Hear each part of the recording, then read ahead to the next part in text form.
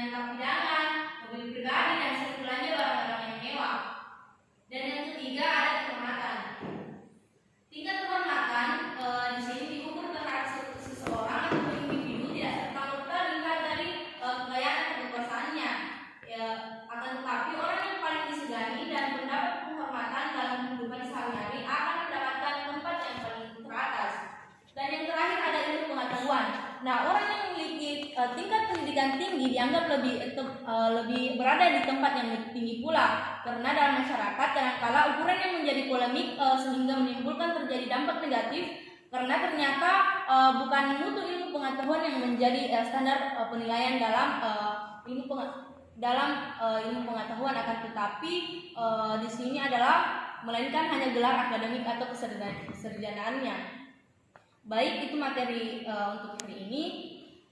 Mungkin ada yang ingin bertanya.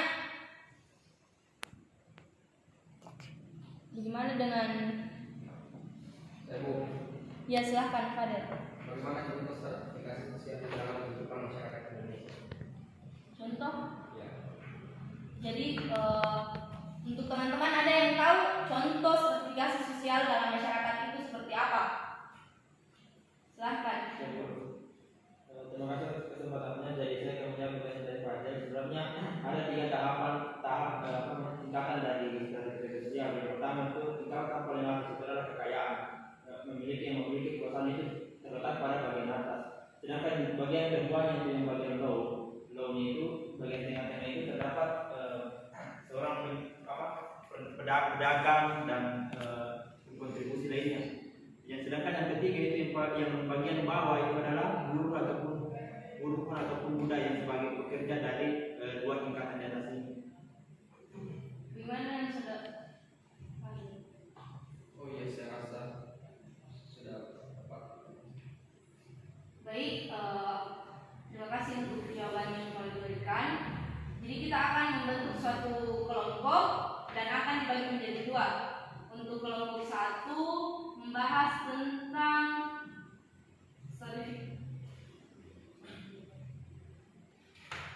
tentang dasar bentuk stratifikasi sosial, dan untuk kelompok kedua dia membahas tentang faktor penyebab stratifikasi sosial.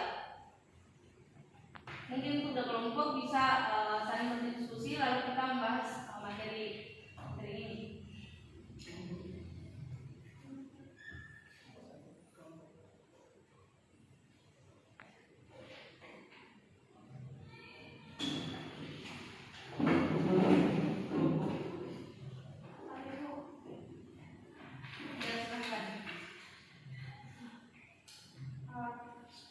Untuk kelompok 1 membahas dasar bentuk stratifikasi sosial.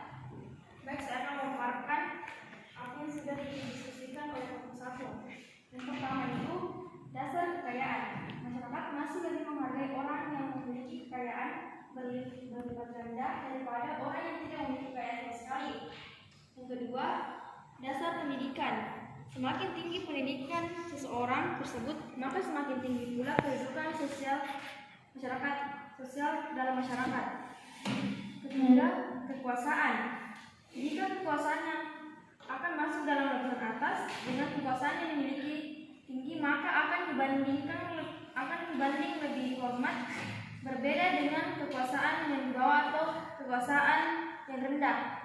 Mungkin itu saja dari kelompok 1. Mungkin dari kelompok lain sudah mengerti atau ada pertanyaan? Baik, lanjut untuk kelompok 2. Kelompok 2 materinya tentang faktor penyebab stratifikasi sosial.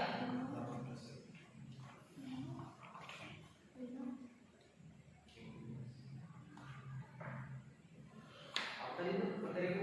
Faktor penyebab stratifikasi sosial.